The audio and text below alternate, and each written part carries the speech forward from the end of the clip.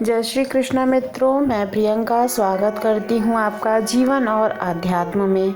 मित्रों, आज मैं कहानी लेके आई हूँ कि किस तरह से अपने कर्म और अपनी बुद्धि से इंसान अपने भविष्य को सुरक्षित कर सकता है। तो चलिए कहानी को सुनते हैं।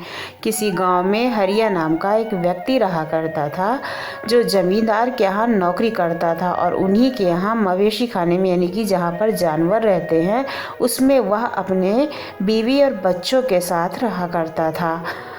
वहीं पर काम करते हुए उनका पति पत्नी का गुजारा चलता था। लेकिन पत्नी ने एक रात हरिया से कहा कि देखो जी, हम लोग तो इस जगह से जुड़कर मेहनत मजदूरी करके अपनी ज़िंदगी गुजार रहे हैं, किंतु अगर ऐसा ही चलता रहा तो हमारे बच्चे भी भगवान के भरोसे ही रह जाएंगे। जैसे हम मजदूरी करते आ रहे हैं वर्षों से, क्या हमारे बच्चे भी इसी तरह से मजदूरी करते रहेंगे?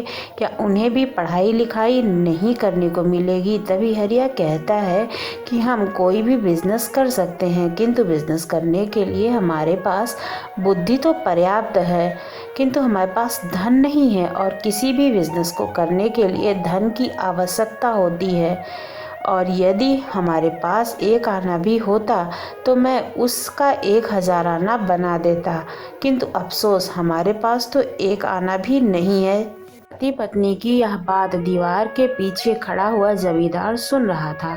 सोचा कि हमारे घर में काम करने वाला यह इंसान कह रहा है कि यदि इसके पास एक आना होता तो वह इसका 1000 आना बना देता।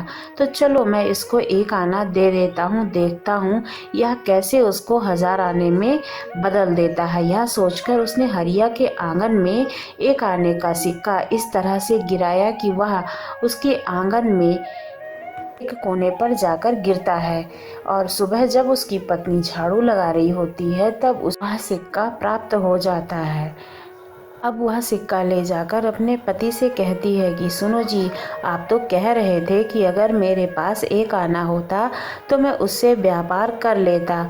यह लीजिए एक आना, यह मुझे मिला है, आप इससे व्यापार करके दिखाइए। कहा धनराशि मेरी नहीं है, मुझे नहीं मिली है। तब उसकी पत्नी कहती है कि यह मुझे आंगन में मिला है, मेरा पैसा है और जो मेरा है वो आपका भी है, तो आप इसे अपना ही समझिए। तब यह सुनकर उस पैसे को लेकर हरिया शहर की ओर चला जाता है। वहाँ एक महाजन होते हैं, उन्हें वह पैसा देकर पेशगी के रूप में ब्याज पर 1 रुपये मांगता है और कहता है कि मैं शाम तक आपको इसे वापस कर दूंगा। तब महाजन ने उसे 1 रुपये दे दिए।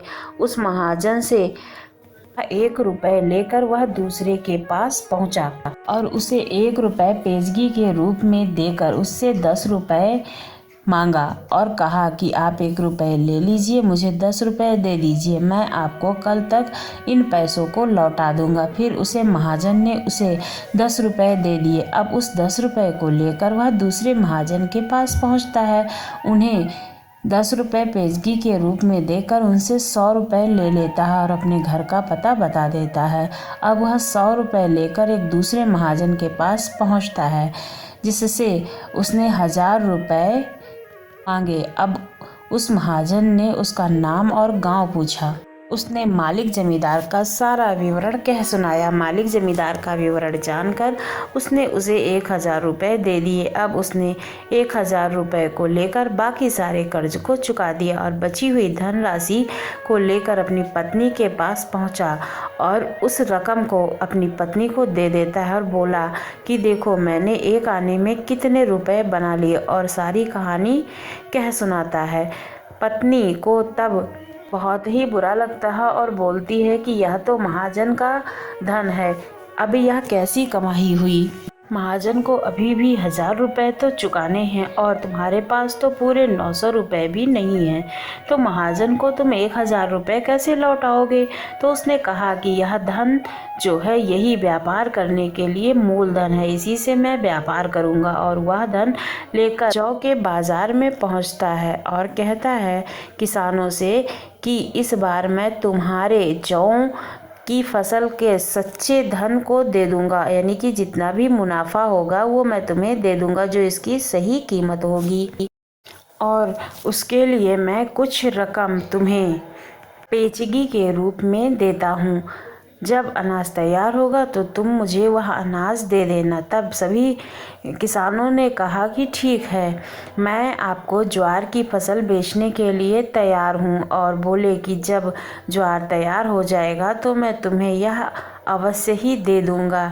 फिर जब ज्वार बेचने वाले व्यापारियों को इस बात का पता चलता है कि सारे ज्वार को हरिया ने खरीद लिया है, तो अपने व्यापार को ख़त्म होता देखकर सभी रोजगारी हरिया के पास जाते हैं और कहते हैं कि तुम तो अभी इस व्यापार के क्षेत्र में नए आए हो, लेकिन हमारे लिए तो यही व्यापार हमारी ज़िंदगी है और सारी ज्वार की फसल तो तुमने खरीद ली है। हम क्या करेंगे, हमारे बच्चे तो भूखे मर जाएंगे। तब हरिया कहता है कि मैं इतनी सारी फसल का क्या करूँगा, अगर आप अधिक मूल्य लेकर इस फसल को खरीद लेते हैं तो मैं बेचने के लिए तैयार हूँ। इस पर सभी व्यापारियों ने सलाह की कि हरिया की बात को वो मान लेंगे।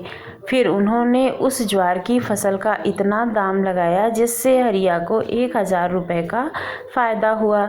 हरिया उन रुपयों को लेकर ज्वार की सारी फसलें बेच देता है और जिन रुपयों का फ़ायदा होता है उनमें से वो 1000 रुपये ले जाकर सेठ को लौटा देता है और बचे हुए रुपयों का छोटा सा खेत खरीद लेता है और एक झोपड़ी बनाकर उसमें रहने लगता है और खेत में खेती करने लगता है और अपने पत्नी और बच्चों के साथ सुख से रहने लगता है। इस तरह से हरिया ने अपनी चतुराई के साथ कर्म करते हुए अपने परिवार का भविष्य सुरक्षित कर लिया और अपने बच्चों और अपनी पत्नी के साथ खुशी खुशी रहने लगा। यह देखकर सेठ को अत्यंत प्रसन्नता हुई और उसे लगा कि हरिया ने जो कुछ भी बात कही थी उसे उसने साबित करके दिखाया है। इससे उसने हरिया को हम स्वरूप भी कुछ धनराशि दी और अत्यंत प्रसन्न हुआ।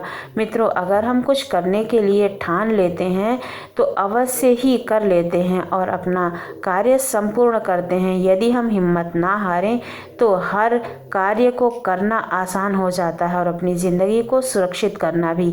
इसलिए हमें अपने जीवन में कभी भी हार नहीं मानना चाहिए और अपनी जीवन में आने वाली कठिनाइयों को बड़ी ही विनम्रता और लगन के साथ दूर भगाना चाहिए और अपनी ज़िंदगी को सुरक्षित कर लेना चाहिए। आपको कहानी कैसी लगी ज़रूर बताइएगा। अगर अच्छी लगी हो तो हमारे चैनल को सब्सक्राइब करना ना भूलिएगा। धन्यवाद।